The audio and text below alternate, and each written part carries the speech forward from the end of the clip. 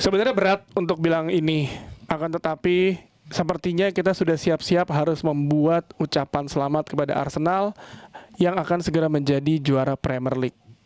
Bisa terjadi apa saja, akan tetapi ngelihat lawannya seperti itu, ya kalau nggak juara lagi, Arsenal emang kutukan sih kayaknya.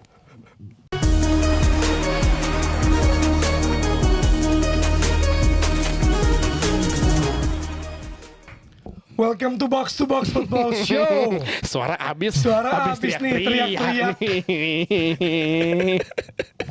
Kok bisa sih? Aduh, enak banget ya menjalani hari ini. Seger ya kayaknya. Seger ya kan? Kayak siaran gitu. Terus tiba-tiba menang, lawannya kayak tolol gitu. Karena sebelumnya ini Bang Jiri kalau share Arsenal selalu kalah atau nggak menang gitu kan, pernah Forest Villa. Gue bilang lu baru nonton kali video. Gue udah beberapa musim. Dan ada Ivan kan, lu tau lah dia ramenya gimana gitu. Ivan tuh produsernya di di MTech ya. MTech video sama Gerhan. Tapi gila sih. Jujur ya. Gue punya footage. Udah marah-marah. Jadi menit 85 lah. 85 Van bikin aja dulu yuk. Karena kan dia masih naik. Jadi gue mesti on cam. Dia masih naik ke atas ke control room. Jadi gak sempet nih bikin konten. Udah kita nyicil aja. Kita nyicil opening. Ya maksudnya alah gimana nih main duluan tetap kalah. Pokoknya gitu-gitu deh. Lawan low block gak kreatif. Udah kayak gitu-gitu. Nggak tayang. Mendingan ditayangin sih. Karena ternyata yang keluar nih ada super sub ya. Jadi goal involvement itu adalah 4 dari 5 pergantian. Oke. Max Domen, Gander Zubimendi, dia crossing ke Hincapie yang pakai selangkangannya buat assist ke Gyökeres yang jadi super sub juga. Dan gol keduanya itu sundulannya Martinelli kan ke Max Domen yang bikin dia jadi pemain yang cetak gol termuda sepanjang sejarah Premier League. Iya, ngalahin rekornya James Milner ya. Iya. Milner, Wayne Rooney dan kawan-kawan semuanya. Iya, banyak. Dan gue pas ngeliat yang Umoha lawan Newcastle ya kalau nggak salah di musim itu, terus muda banyak banget dibahas. Oh ini rasanya gitu. Punya. Nah, Man United punya banyak kok tapi tolol. Nah itu ada dia. Garnacho.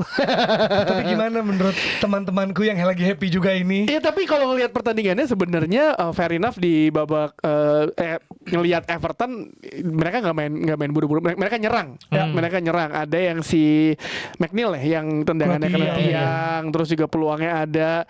Tapi kalau gue ngelihat emang ya agak struggle kelihatan Arsenal ketika bermain dengan low block. Dan menurut gue ketika emang skema utamanya nggak works ya lu ganti pemain. Dan akhirnya ini ya maksudnya gue sedih juga ngelihat Jordan Pickford sepanjang pertandingan luar biasa gila coy. Itu beneran nepisnya tuh beneran kayak itu satu kesalahan bodohnya dia yang sering emang suka aneh aja. Itu pertanyaan gue, ngapain dia maju? Itu kan kalaupun lu nggak maju, itu kalaupun ada back Everton dan belum tentu juga pemain Arsenal bisa kontrol dengan bagus gitu. Jadi ya pure kesalahannya si Jordan Pickford. Tapi kalau ngelihat kenapa Pickford orang Pickfordnya juga goblok maju, ya lu 1-0 menit segitu. Ya take it or leave it, lalu nyerang aja ya kan. Siapa tahu bisa kayak Trubin. Iya, tapi kan Pickford lupa dia kan pendek ya. Dia kan bukan Alisson tinggi kayak pas lawan Brighton gitu. Jadi maksud gue sadar diri sih Bang di belakangnya. Tapi maksud gue ya kalau lo ngelihat bagaimana gerakannya si Daumen yang dia nyetak gol, banyak komen bahkan John Terry bilang gue gak pernah lihat pemain muda kayak itu. Terakhir kali gue ngeliat kayak itu Messi deh pemain muda yang. Sebentar. Kan Chelsea mainnya bareng Newcastle ya. Kok Terry nonton Arsenal? Cuplek kanan kali. 2 kali 2 device. Cross sini 3 device bisa. Bener-bener. Gak mungkin karena Chelsea kalah gitu kan. Terry lagi kerja kali kan nonton juga. Tapi ya it is what it is. 2-0 dan ya kalau dibilang semua orang udah fans Arsenal positif banget ngelihat karena tinggal 7 pertandingan ya. 7 pertandingan kalau sebenarnya lawannya bener aja, tapi ya udah kejadian, cuma tinggal 7 pertandingan lagi, cuma Arsenal yang bisa membuat mereka gagal juara sih. Diri mereka sendiri. Betul, gitu. Setuju. Kalau menurut saya sih sebenarnya game lawan Everton tadinya tuh bakal kayak game lawan Leverkusen ya. Kan agresivitas sama physicality-nya sama tuh. Terutama banget di lini tengah. Cuman abis ngelihat kemarin Arsenal seenggaknya bisa melewati hadangan tersebut, gue pikir kayak modal bagus sih sebenarnya buat Leverkusen yang kalau kita lihat di minggu sebelumnya tuh sama, tengahnya tuh juga compact, terus kemudian physicality gitu segala macam. Jadi modal bagus kalau buat gue sih. Iya, dan itu ya, gue tadi bilang ya, Goff involvement ini dari Super Sub. Dan sebenarnya kalau diperhatiin, yang gue pengen soroti juga adalah bagaimana pemain-pemain Arsenal nih, berbagai elemen di Arsenal itu benar-benar try to make it happen gitu. Yeah. Itu tuh kerasa banget, terutama defender. Di laga lawan Brighton, Gabriel nyundul bola yang di chip itu hampir gol, nggak jadi. Terus pas di laga sebelumnya kalau nggak salah gue lupa, dia yang naruh badan gini digebok dia, naruh badan. Kemarin Ricardo kalah jengking Fiori. Gini. Kalah jengking Fiori, itu udah jatuh loh dia. Dan itu McNeil juga yang bikin kena tiang gitu. Kalau Jai kan ada bola rebound dia nggak kena. Terus anak-anak studio puasa nih. Puasa jago. Iya benar. Nah, tapi yang gue soroti itu bagaimana kerjasama dan gol pertama itu kan bisa dibilang ya itu blunder Pickford lah ya. Karena antisipasi crossing gitu kan. Nah, gol kedua kalau lu perhatiin, kan awalnya itu corner karena Gabriel buang. Betul. Pas corner ditendang, itu yang clearance itu adalah Gyökeres. Dan landingnya jatuhnya nggak enak. Jatuhnya nggak enak, Gyökeres nyundul, Martinelli nyundul lagi. Baru Domen lari. Dia ankle breaker si Mykolenko kalau nggak salah. Udah gitu dikejar nih sebenarnya, ya kan? Nah, pas dikejar, Martinelli itu diagonal larinya. Jadi kayak screen gitu loh. Jadi Mykolenko mau ngejar Domen. Nah, Martinelli nggak minta bola, nggak melebar, dia nutupin supaya Mykolenko nggak bisa ngejar Domen gitu. Itu kan sebuah skema yang mana everyone can score. Kayak lu percaya sama teman-teman lu dan semuanya tuh punya peran di sini gitu. Jadi gue ngerasa wah ini team play sih. Kayak ini ya sebenarnya kayak apa namanya kalau ada di American football tuh ada satu running back udah clear gitu ya buat masuk ke end zone gitu, pasti ada satu kan yang ngalangin buat supaya nggak ngejar kan ya kayak gitu skemanya. Tapi ini berarti udah tinggal 7 pertandingan lagi lu udah pede dong juara. Karena gue ngeliat beberapa teman-teman gue yang fans Arsenal, Mutia juga udah ngepost juga, teman-teman kita yang fans Arsenal tuh udah pada ngepost kayak ini juara, musim ini bisa juara karena gue sih nggak yakin City bisa melakukan keajaiban ya. Maksud gue kalaupun one game in hand, masih ada one game in hand kan, terus ntar ketemu Arsenal, ya tetap lu jaraknya jauh gitu, masih unggul 1 poin berarti itu kan ya kan? Ya 6 poin lah. Seenggaknya yang paling clean tuh 6 poin lah. Iya, maksud gue nggak ngelihat kalau ngeliat permainan City kayak kemarin yang strikernya mandul semua. Kalau dalam catatan Phil Foden berapa 15 pertandingan nggak pernah nyetak gol. Semenyo juga rasio gue lihat turun. Erling Haaland yang paling kusut udah pasti banyak yang ganti di FPL. Kecuali gue yang lupa untuk ganti karena lupa buka ya kan. Jadi maksud gue nggak melihat City musim ini bisa memberikan keajaiban sih. Jadi ya ini balik lagi ke ya benar, maksudnya yang tadi gue bilang, yang bisa ngebuat Arsenal akhirnya nggak menjadi juara di akhir musim ini cuma mereka sendiri. Udah karena mentalnya kan sangat beda ketika di sisa laga, apalagi lu mesti ada di minggu depan ada Piala Carabao lawan City juga, terus lu mesti main di Liga Champions, lu mesti main di Piala FA. Dan kalau misalkan katakanlah di Piala Carabao City menang gitu, menurut gua nggak akan mempengaruhi mental Arsenal juga karena di Premier League udah kayak 2-3 step ahead dibandingkan City juga sih. Iya, gua ngerasa ini ya sebelum gua bahas soal title race, gua mau kasih kredit Max Domen. Ini too young to vote, too young to drink, too young to drive, but mature enough to be a hero. Ada si Declan Rice itu bilang kayak gue habis nyetak gol terus dia kayak video call sama gue, set anjing lu mesti pakai seragam SMA. Nggak pas dia main. Pas berapa waktu lalu itu keluar lagi videonya. Jadi dia video call gitu kan, dia soalnya kayak ade-adean banget tuh. Dia kayak Rashford habis nyetak gol yang debut lawan Arsenal, dia biasanya langsung sekolah kan.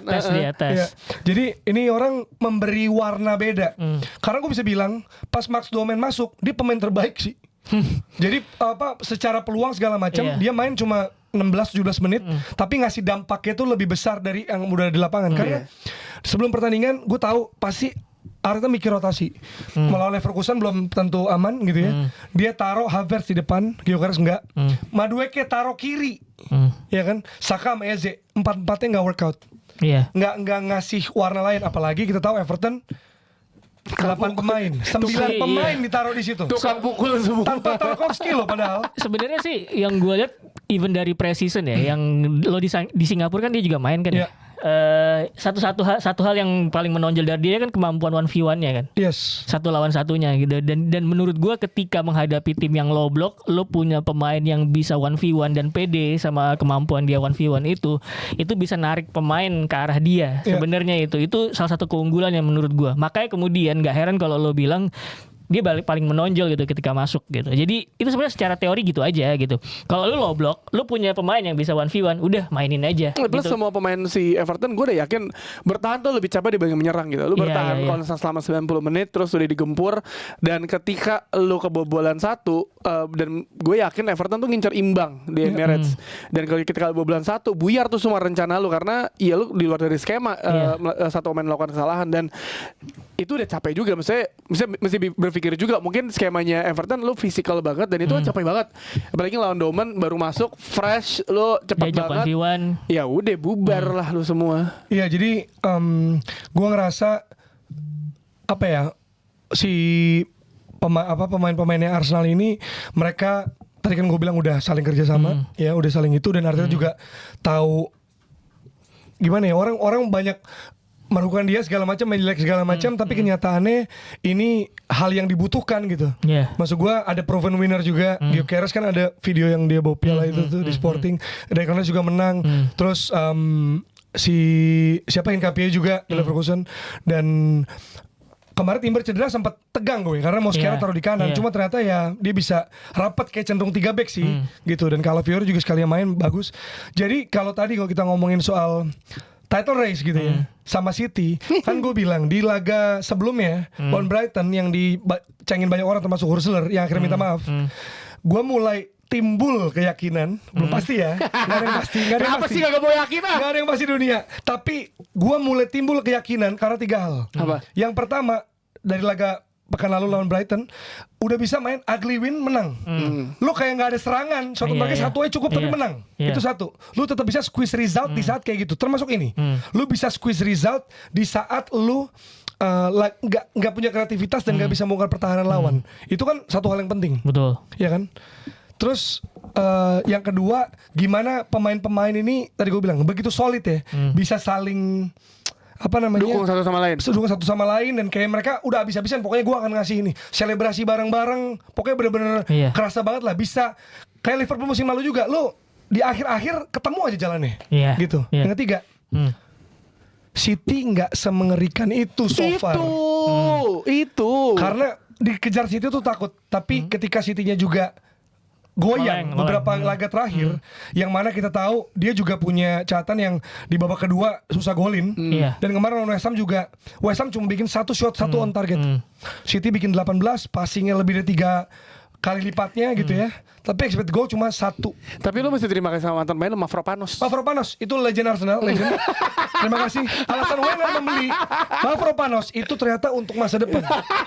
Itu foto dia kegebok mukanya tuh ikonik ya. Bukan cuma gol ya, tapi dia ngeblok tendangan Lu pakai muka anjir. Jadi so far bisa ditambahin ya. Gua udah punya Arsenal udah punya list undangan kalau misalnya beneran juara. Enzo Fernandes lawan City, Dominic Solanke tendangan, Giroud, terus Murillo yang ngeblok Forest, tambah lagi sekarang Mavropanos. Pemain MU satu tim gak dipanggil kan ngalahin City. Bener, tapi ngalahin Arsenal juga.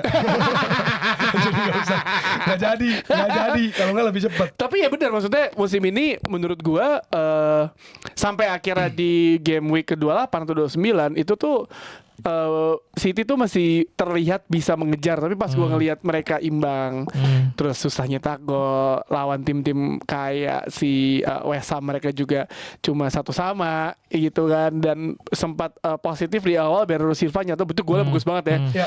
Either dia mau chip atau mau crossing atau nendang ya, tapi itu tetap gol bagus banget. Tapi setelah itu lu mesti lihat West Ham ya udah, jadi tipikal tim-tim yang udah jangan lupa bahwa West Ham tuh mau degradasi ya. Ini ada tim-tim tipikal mau degradasi, mereka bermain sepenuh hati dan gila-gilaan. Jadi mereka tuh iya lu bertahan 1 poin tuh udah kayak juara buat mereka. Jadi iya lu bisa menahan imbang City itu satu kelebihan, tapi ya entah kenapa City ya musim ini tidak semengerikan itu. Dan kita selalu bilang bahwa City setiap bulan Februari ya, bahkan si Pep aja bilang setelah jeda internasional terakhir yang tahun lalu, Pep tuh bilang kan season just start, season tuh baru mulai sekarang. Tapi ternyata sekarang di mana nih Pak? Pak Pep mulai ke depan apa mulai ke belakang? Kok Anda jadi begini Iya. timnya? Cuma gini, mungkin kalau taktik mungkin Rosinter bisa lebih ini ya. Cuma gue ngeliat eye test aja. City dari lawan Madrid, lawan sekarang juga. Sorry, tarik lagi lawan Forest. Mereka ini sebenarnya punya ofensif yang begitu mengerikan. Iya. Apalagi masuk Semenyo. Ya kan? Jadi biasanya Haaland, terus Doku, Semenyo, ada juga Bernardo Silva kadang bantu situ. Terus Marmus ya kan, tapi ganti-gantian sih. Kadang juga bisa Foden juga gitu. Pokoknya itu biasanya atau Cherki. Pokoknya 6 nama itu mengisi 4 sampai 5 pemain di lini depan City. Betul. Dan itu mengerikan di babak pertama. Betul. Babak kedua rada susah ya. Dan ada bantuan juga dari O'Reilly juga. Nah, cuma yang terlihat adalah ketika ini pemain nyerang nih, Rodri kayak sendirian untuk memfilter back-back yang sebenarnya nggak sebagus itu. Betul. Maksud gue gini, Ruben Dias bagus banget, Gvardiol bagus banget. Nah, penggantinya ya Gehi bagus. Ada beberapa game tapi dia inilah kurang oke lah gitu ya. Kusanov juga sebenarnya bagus tapi ada momen-momen on off. Tetap belum stabil. Dan proven winner Ruben Dias, Gvardiol harus kita akui, ya kan? Nah, untuk melapisi back ini yang bisa coba dieksploitasi sama lawan, Rodri cenderung sendirian. Memang. Harapannya ada Bernardo Silva di sana. Oke, kita tahu Rodri bisa single pivot, kita tahu. Dia bisa double dan single gitu ya. Tapi kenyataannya itu tuh, gua rasa jadi prone to apa ya? Pressing and attack dari lawan gitu. Sebenarnya. Nah, satu lagi. Erling Haaland ini kan gacor. Ya. Tapi kayak dia doang, kita pernah bilang kayak dia doang nih. Nah, pertanyaannya, when he stop scoring, Siapa gimana lagi, caranya? iya. Oke, beberapa kali kebelot karena ada Semenyo, karena ada Cherki, karena ada Foden beberapa kali gitu. Tapi kan nggak bisa di semua game kayak gitu. Kalau secara kolektivitas. Dan ini eye test ya, mungkin taktik lu lebih tahu. Gue ngeliat Haaland nyaman ketika ada striker juga di sekeliling dia. Iya. Sebenarnya ini Karena sih. biasanya menyuplai. Iya. Dia kayak terbatas ruang geraknya menurut gue. Iya, jadi secara eye test. Jadi sebenarnya sih kalau ngomongin City tuh kita bisa narik ke belakang sebelum musim ini dimulai ya. Apakah Pep Guardiola ingin main dengan sistem seperti dia biasanya atau dia punya playbook baru gitu ya. Tapi ternyata kemudian kita melihat dia punya playbook baru gitu. Yang mana kita bisa bilang, oh ternyata dia lebih direct, lebih ngandelin individual brilliance gitu ya. Makin kelihatan lah makin kesini pemain-pemain yang dicari tuh yang bisa ngubah keadaan, yang bisa dribble, yang bisa ubah-ubah posisi segala macam. Jadi kalau misalkan dia mandek, oke gue udah masukin pemain aja, tolong ciptakan keajaiban. Yang mana itu tidak salah. Sulit. Gitu. Cuman persoalannya gini, City adalah tim yang terbiasa bermain dengan kontrol. Gitu. Jadi tebakan gue ketika Pep ngubah playbooknya kayak begitu adalah gue tetap akan main kontrol, tapi ketika ini deadlock, gue akan masukin pemain-pemain yang bisa mengubah keadaan. Pemain-pemain yang punya individual brilliance gitu. Itu paling ideal. Persoalannya sekarang adalah yang gue lihat adalah Pep Guardiola seringkali ya udah chaos ketemu chaos. Itu yang kemudian terjadi ketika kok Haaland tiba-tiba sekeliling gue jadi banyak penyerang semua nih gitu. Karena ngelihat City main kan adalah kayak udah lempar aja semuanya ke depan gitu. Yang mana itu menurut gua sangat-sangat tidak Pep Guardiola yang ya bagus sih secara khasanah taktik bagus, ini orang berarti playbooknya makin kaya gitu. Itu bagus. Cuman ketika chaos ketemu chaos ternyata City tuh sama Pep Guardiola belum sebisa itu gitu. Harusnya sih menurut gua ya lu main kontrol kayak biasa aja gitu. Ketika lu deadlock ya udah lu baru masukin pemain yang bisa ngubah keadaan gitu. Bukan berarti lu chaos dari awal. Akhirnya kalau ketemu tim yang emang udah terbiasa atau craving chaos kayak Real Madrid gitu ya, atau semalam kayak West Ham United yang lu nggak megang kontrol nih, mau kayak berhadapan istilahnya adu tinju gitu. Ya udah kita ladenin gitu. Itu bukan karakternya City gitu. Makanya kemudian ketika dipukul balik, serangan balik ya udah mereka kena gitu. Itu kan sebenarnya udah kelihatan kayak dia milih Gianluigi Donnarumma itu kan sebenarnya bukan tipikal dia banget kan, bukan ball playing goalkeeper. Orang-orang sering bilang bahwa yang penting shot stopping. Iya benar, nggak masalah shot stopping gitu. Cuman ketika lu di press dan kiper lo ini bukan ball playing, itu pasti ada kemungkinan dia kagok, walaupun mungkin nggak sering. Paling yang bisa lo akalin adalah gue ngubah skema taktiknya deh. Gimana caranya jangan sampai dia nerima banyak bola. Tapi kan itu berarti kompensasi dong. Gitu. Jadi menurut gue sih sebenarnya udah banyak perubahan yang dilakuin sama Pep Guardiola. Dan City dia musim ini adalah City-nya dia yang baru gitu. Gue nggak tahu apakah ini arahnya bakal berlanjut seperti kayak ini atau dia bikin lebih balance musim depan, gue nggak tahu gitu. Yang aslinya dia playbooknya sih lebih banyak yang bisa. Bukan yang musim terakhir dia. Emang iya ya? Enggak pasti dipanjangin lah. Kalau misalkan City musim ini berantakan Sepi-sepi gitu. total berantakan, bukannya dia maksudnya apakah dia akan mundur apa tetap ini, karena menurut gua ya lu mendingan cabut di posisi tertinggi dibandingin lu cabut ketika lagi turun-turunnya sih. Masih habis treble tuh beneran. Dia tuh kan sebenarnya musim ini musim pertama dia kerja sama si Hugo Viana itu juga ya. Iya. Jadi sporting directors. Iya. Dan sebenarnya kan yang pas dia juara 2 musim lalu itu kan sebenarnya mereka nggak nyangka bisa juara karena timnya itu udah mulai decline. Makanya gue pikir di situ sebenarnya mereka mau transisi di situ. Terus musim berikutnya ngejar jadi juara, tapi ternyata nggak, malah jadi juara. Musim kemarin transisi dan musim ini juga kayak berubah lagi tuh arah permainannya gitu. Iya, dan sebenarnya gue sih ya sebagai fans Arsenal gue bisa bilang tetap aja ini title race makin kelihatan hilalnya itu setelah final Carabao dan setelah Arsenal City. Tetap aja itu akan banyak berpengaruh. Termasuk misalnya Carabao yang menang siapa. Menurut gue itu akan mempengaruhi mental keduanya. Lu yakin emang kalau misalnya Arsenal katakanlah Dan juga Champions League hasilnya. katakanlah kalah sama City gitu, apakah akan mempengaruhi? Menurut gue yang krusial adalah ketika lawan Leverkusen sih. Kalau misalkan Arsenal gak bisa ngelewatin Leverkusen, terus di akhir pekannya kalah sama City, nah itu mesti regroup lagi dan mesti nggak boleh panik sih. Yes, masih ada Bournemouth juga yang alot ya. Jadi kita akan lihat itu, tapi nggak tahu sih, kita ngobrol di grup WhatsApp kan gue ngerasa main duluan itu lebih enak. Ada pressure untuk yang belakangan. Betul. Apalagi kemarin City di posisi lagi tertinggal 10 poin. Menurut gue sih pandangan lo nggak salah. Menurut pandangan lo nggak salah, tapi itu pandangan fans kali ya. Pandangan penonton. Fans, iya. of course. Pandangan penonton karena Sangat emosional itu. Iya, karena kalau buat gua jadi pemain sama pelatih gitu ya. Gua membayangkan gua jadi Mikel Arteta gitu ya. Gua pasti nggak bakal bilang let's tuh kemarin City menang gitu. Berarti kita sekarang harus menang juga. Itu gue jadi pemainnya, dia kayak coach ngapain sih coach mikirin tim lain, kenapa kita nggak mikir diri kita sendiri aja sih? Paling gitu. Jadi makanya gue berpikir kalau gue jadi Mikel Arteta, udahlah bodo amat. Yang penting kita menang guys. Udah itu aja gitu. Makanya fokusnya ke depan, bukan ke kiri, bukan ke kanan, bukan ke belakang. Yang mana menurut gue itu adalah sebuah situasi yang proaktif gitu. Karena kalau lo jadi tim pemenang, lo nggak akan memikirkan tim lain. Nggak bakal. Sesimpel itu. Kalau gitu. kemarin pure emang si City-nya emang agak beneran total nggak bisa ngebongkar pertahanan West Ham. Dan nggak ada Pep juga. Nggak ada Pep juga. Terus West Ham juga emang mainnya menurut gue bagus banget untuk bertahan ya. Ya lo satu kesempatan 1 gol menurut gue udah cukup, dan 1 poin krusial bagi West Ham untuk membuat mereka bertahan di Premier League dan meramaikan papan bawah lah. Iya seru, Sama makin Spurs seru. ya, beda Makin satu ya. Sama Spurs sama Forest, Leeds gitu lagi ketat banget. Iya, jadi sebenarnya kita akan lihat kayak gimana. Kalau tadi sih gue kan pandangan fans gue setuju, dan sebenarnya kan gue orang yang value nilai keadilan dengan begitu tinggi ya sebenarnya. Jadi sebenarnya gue ngerasa kalau Arsenal digituin, situ juga harus digituin. Cuma gue mulai melihat kayaknya emang nggak bisa sih apple to apple, karena fansnya mungkin beda, noise-nya juga beda gitu kan. Jadi ya udah, orang sih kalau City menang atau City fansnya gimana ya udah aja. Tapi kalau Arsenal mungkin ada, kalau secara banter ya, mungkin orang akan lebih seneng ngelidikin Arsenal untuk mengcounter, karena Arsenal juga suka nyebelin misalnya gitu. Ini di ranah fans ya. Jadi nggak bisa gue menuntut perlakuan yang sama ke fans City sih. Kalau buat gue gampang aja. Orang akan selalu nembak yang posisi paling depan atau posisi pertama sih. Ya itu bisa jadi juga. Itu menurut gue.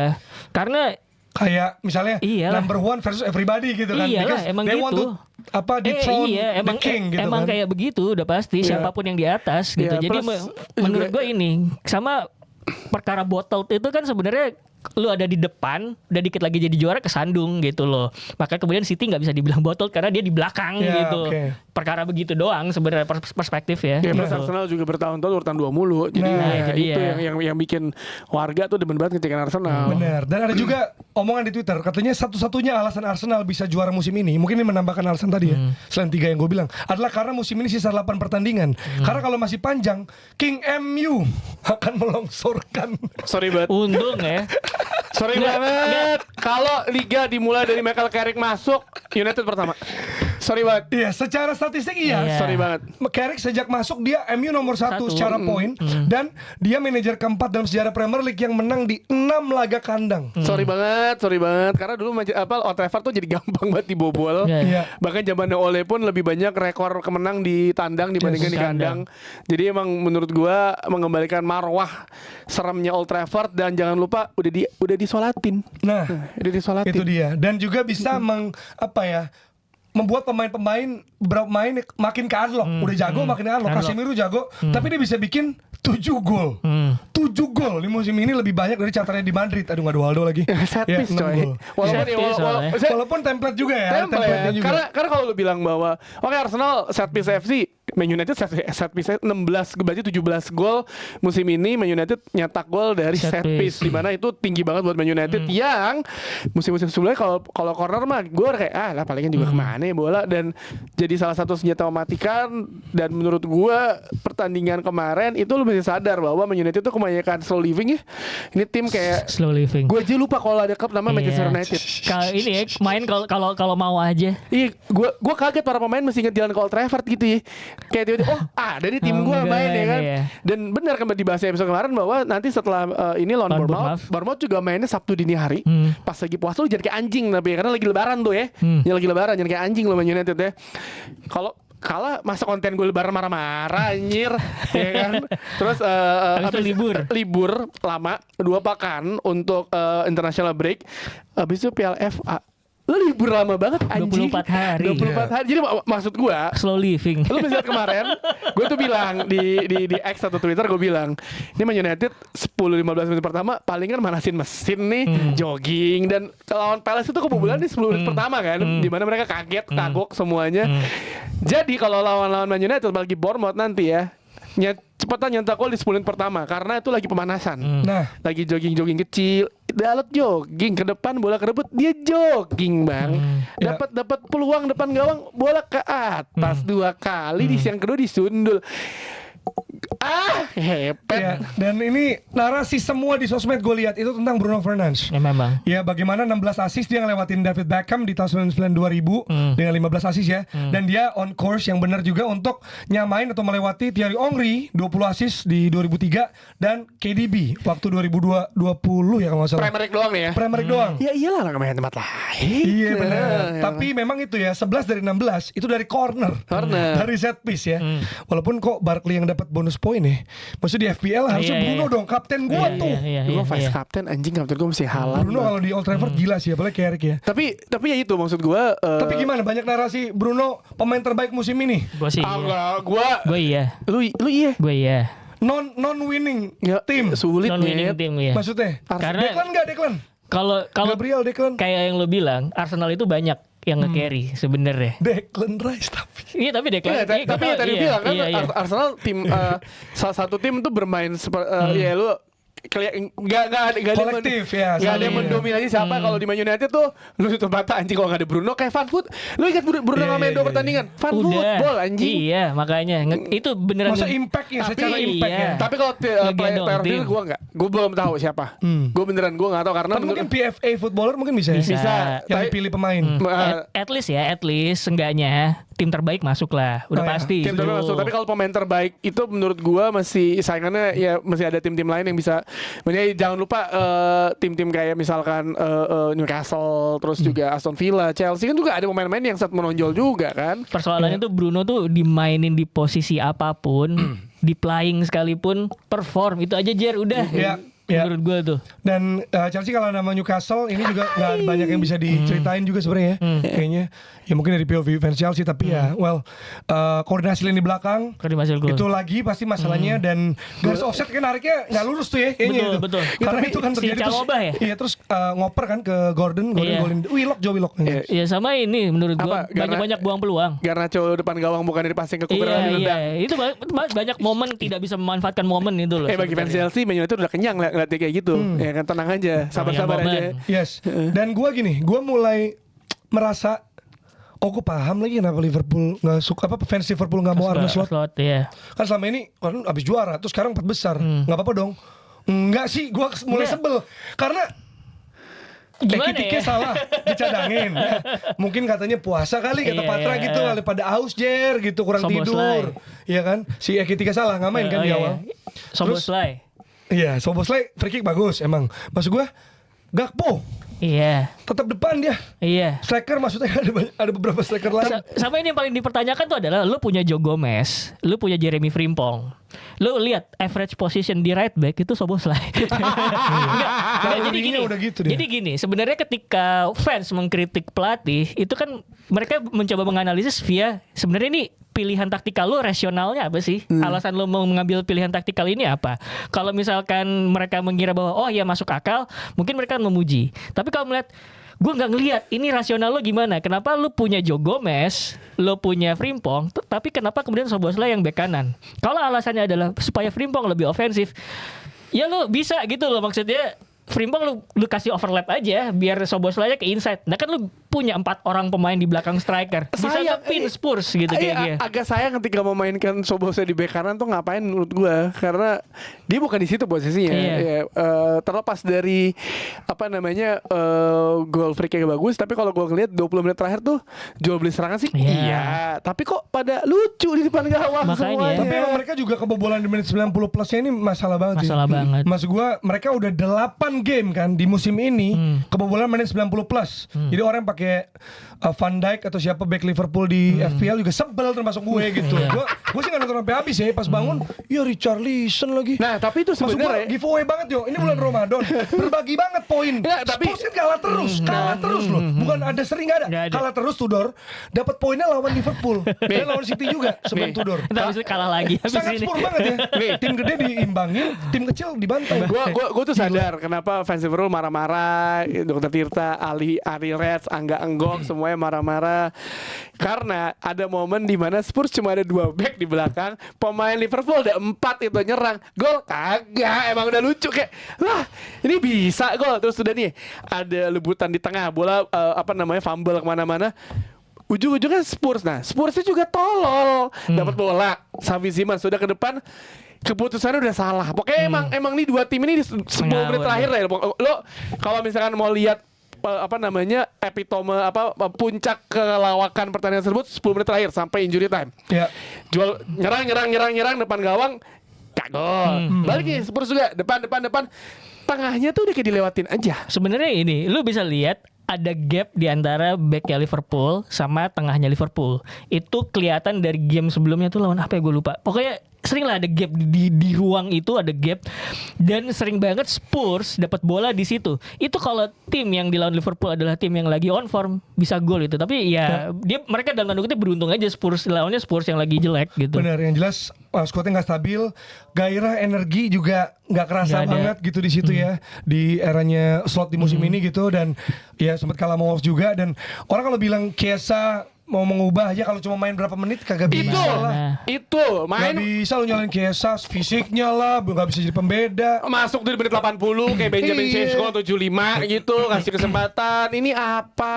Agak lama dikit lah gitu kan. Iya, ada aja. Tapi gue punya satu teman, kalau kalian tahu, Kiki Ucup, Nah, dia nggak mau slot diganti. Karena? Dia masih percaya sama Kenapa slot. Alasannya ntar kita undang dia aja lah. Gue iya, lupa dia kayaknya ngomong Aco juga apaan. deh. Aco bilang emang nggak apa-apa, emang nggak boleh kalau sekali dijelekan musim lalu juara gitu. Iya, maksudnya. Tapi lawan Galatasaray kayaknya akan nentuin juga nasib deh. Maksudnya Tapi dia kalau- gagal di Champions League apa enggak? Iya, tapi kalau misalnya gagal Champions League nggak mungkin langsung di stop dong. Maksudnya lo Iya, maksudnya di akhir musim ya. Kayak selesai akhir musim. musim. Promosinya. Nah, Akhir musim. ini satu pertanyaan juga bagi, ini gue balik lagi ke ini Liverpool kan udah selesai ya. Tapi kalau bagi juga ke manajemen Man United, lu masih cepat nentuin Carrick lanjut apa enggak? Karena kalau enggak, lu menunggu sampai Piala Dunia. Ini Ya. persiapan, coy. Bener.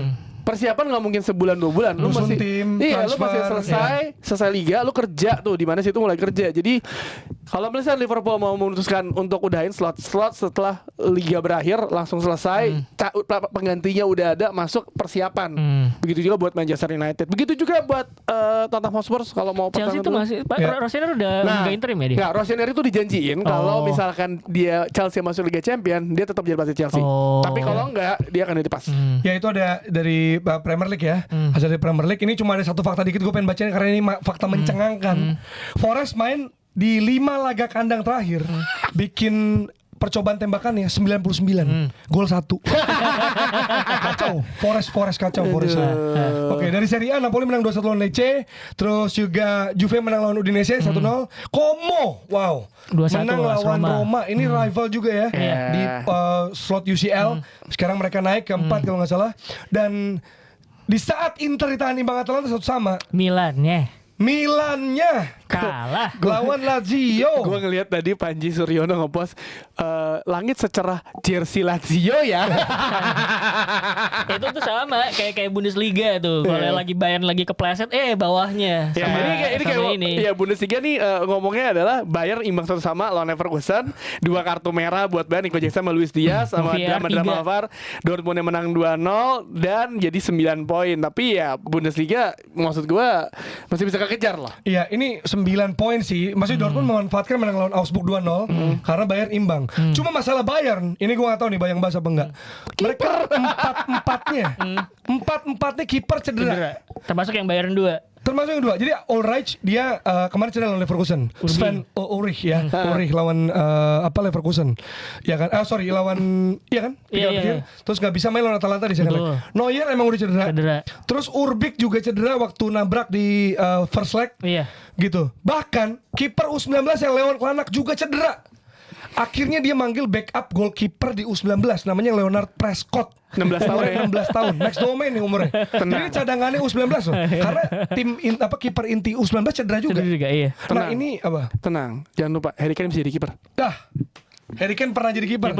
Di Spurs Tapi pernah. ini juga mungkin kita nggak tahu. Siapa tuh nih karena Prescott, karena ingat dulu Iker Casillas. Iya. Ketika itu juga kiper dari tim B, dia naik karena yang kiper utama cedera Iya, semua. Bodo Yokner, Canizares. Kita nggak tahu ya. Ini jalan karena orang kita nggak tahu gitu kan. Dan dari La Liga Madrid menang 4-1 lawan LC, Barcelona menang 5-2 lawan Sevilla, jadi nggak terlalu banyak perbedaan. Barcelona masih unggul 4 poin atas Madrid di klasemen sementara sisa 10 laga dan Fede Valverde golin lagi. Waldo masuk account Arda Güler internasional. Udah mulai streamer dia. Gila, respect. Jadi itu dari episode kali ini dan kita akan ada episode selanjutnya juga Preview yang Liga ngebahas Champions ya. preview Champions League. See you.